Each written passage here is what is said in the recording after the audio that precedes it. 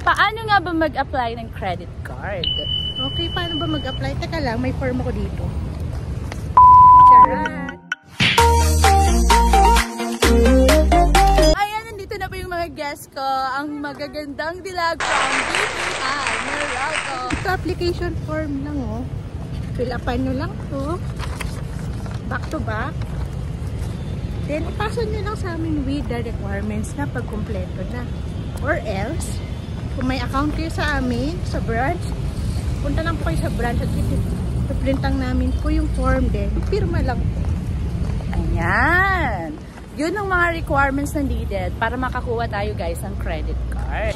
Ito yung mga credit cards na pwede nating i-avail. What naman ma'am yung requirements na need ni client ipasa? One government ID, tapos latest ITR or 3 months payslip. Paano man pag hindi siya employed? Employed, correct. Self-employed siya. Pasa lang siya ng latest ITR tsaka government ID. Yan, self-employed lang. Paano kung nagbi-business siya? Nagbi-business, same lang din. ITR tsaka government issued ID. Yan, ITR lagi. Parang yung ITR hindi nawawala sa requirements yun. Yes. Okay, so next question. Asan na yung aking isang guest? Dito ka. Dito ka sa tabi. Huwag ka magtago dyan. Kasi sasagot ka rin. Oh my God. Ilang taon po ang pwedeng mag-apply ng credit card? Must be 21 years old pataas. Ayan, must be 21 years old pataas. So, kailangan, ano na siya? Nasa 21. Oo nga, tama nga. Inulit. Pwede daw foreigner. Pwede ba ma'am na foreigner ang mag-apply ng credit card? Yes, basta may ACR siya or work permit dito. So, kahit bakasyon lang siya, pwede siyang mag-apply. Nagbakasyon lang. Dapat ACR. ACR or work permit. Ano ba yung ACR? LGS, Certificate of Registration. Ayan. Ibig sabihin, nakarehistro na siya dito, citizen na siya dito sa Pilipinas. Gano'n? Hindi, working. Working. Ganun pala yung meaning. Yes. Ayun, may natutunan tayo kay Ma'am Tony.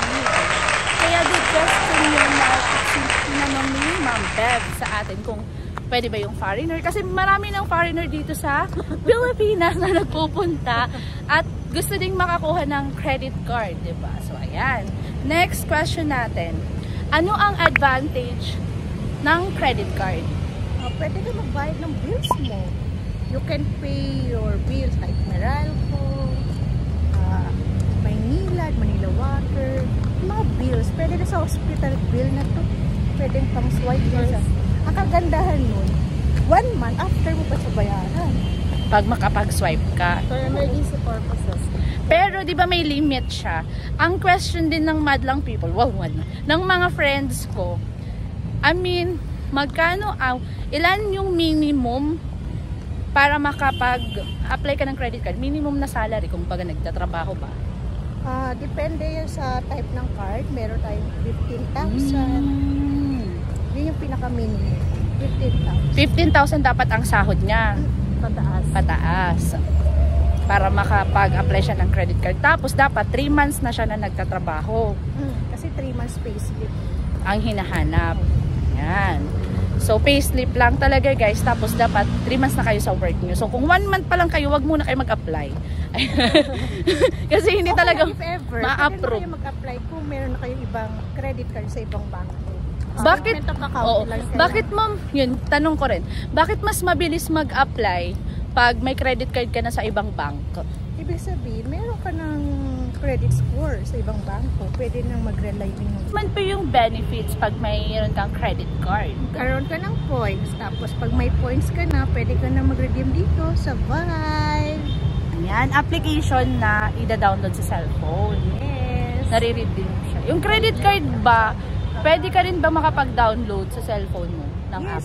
Okay, pwede rin tayo makapag-download mo. Just